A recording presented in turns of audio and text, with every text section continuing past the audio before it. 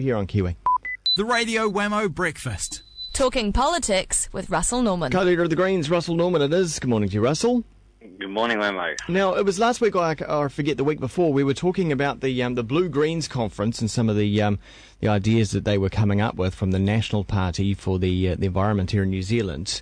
And some of those ideas are also still starting to filter out. And one you've been looking at is this idea to keep grazing around Lake Ellesmere in Canterbury, which is got to be said one of the most shockingly dirty lakes in New Zealand. Yeah, that's right. Lake Ellesmere, or Te Waihora, is one of the largest lakes in the country. It's just south of the Akaroa Peninsula. Extremely polluted. Last time I did a kayaking trip on it, and there were warning signs all around it not to touch it or to eat anything from it.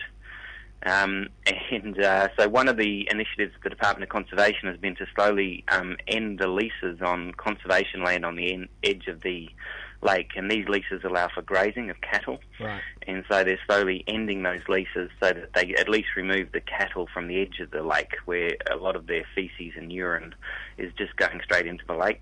And so the Blue Greens, particularly Kate Wilkinson and Amy Adams, who are a couple of the National Party so-called Blue Greens, put pressure on Boc to allow farmers to keep grazing next to the lake. So if you look at our blog, Frog Blog, I put up some posts of some photos rather of some of lots of cow pats next to the lake, which is what the Blue Greens are proposing to wash into Lake Ellesmere. Yeah, so I'm looking at one of these photos now. So it's obviously it's summertime there, so it's quite brown, but you just got these wee poo mounds stretching as far as you can see towards the lake, which is way off in the distance there.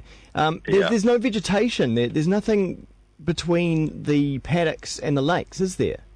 No, that's right. It just runs straight into it. There's a kind of some wetland areas on the edges, and actually what the doc have been saying is that it kind of having the cattle grazing over into these wetland areas is extremely destructive of them. And so they want to get the cattle off so that the area can recover. And it can also act as a little bit of a filter, because if the wetlands recover on the edge of the lakes, to some degree it'll act as a little bit of a filter. I mean, most of the nitrogen coming in there will continue to come through because it's from the huge agricultural catchment, but at least it'll act as a little bit of a filter. Do you think the attitude from the Blue Greens on this one is, well, look, the lake's stuffed anyway, may as well keep on going? No. They basically, the doc's been slowly winding back people's leases, and the farmers who are on the edge of the lake, of course, don't like it, which is understandable. Though, to be fair, some of them have voluntarily done it because they want to be the good guys. And so they've kicked up a bit of a stink, and the local MP, Amy Adams, who also is a Blue Green, or supposed Blue Green, has lent, the National Party then lent on the Department of Conservation to extend the leases for another 5 years. It's just, they've just come under political pressure from their constituents. The sad thing is that, this is a classic case where a rule, if it was put in place that says no one can graze there, would reward the good farmers who have already done the work to get their cows off there. Yeah. Instead, what National are doing is rewarding the bad farmers who haven't. Yeah. It's classic where... Yeah, it's a classic example. Rules actually reward the good farmers. It would be interesting to, I mean, no one wants to sort of single out individual farmers, but are we talking about family farm units here, or are we talking big corporate farms that are bordering this lake? I honestly don't know the answer to that question. It could be either. I honestly don't know. So, because, I mean, if it was a big corporate farmer, then obviously they would have more lobbying power on the government, wouldn't they? Yeah, that's true.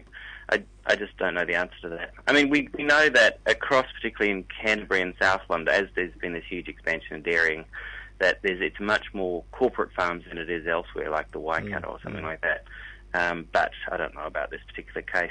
I mean, the issue is, that this is obviously, a national problem, and we need clean water rules, and Nick Smith's sitting on a national policy statement right now that would set in place some rules to start the clean-up of water, and we just need to get on with it.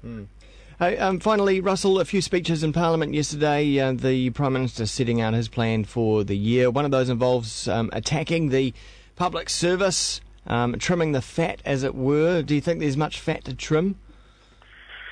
Well, I'm sure you can always do things better and more efficiently than things are currently done, and there's no harm in thinking about it and trying to work out where you can do it. But to just kind of make these kind of broad-scale attacks on the public sector seems to me extremely counterproductive. I mean, as I rode my bike in this morning, riding past many of those public servants walking to work, I did wonder how they're feeling about their jobs today and whether they'd be more productive today than they were yesterday. As they were, the suits trudging towards the beehive. It's like, if you want to get the most out of the public sector, do you kind of stand up in Parliament and say they're a bunch of bludgers?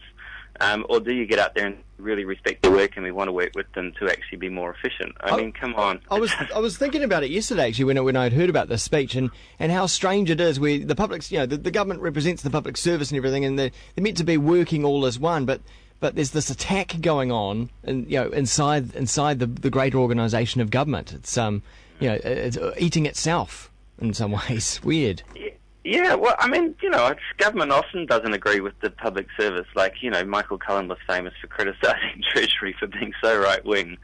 But to just kind of make a broad-scale attack on them saying they're useless is like, well, how does this help? Yeah, it does nothing. I mean, imagine, turning up to your job and being told, look, you're not doing, you're useless, but you're trying as hard as you can, and you know that all your colleagues around you are as well. It can't create a good work environment, that's for sure.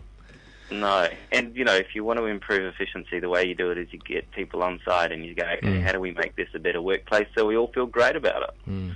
But remember, John Key's got experience in this. The smiling assassin. As a gambler on the currency market. It's brilliant.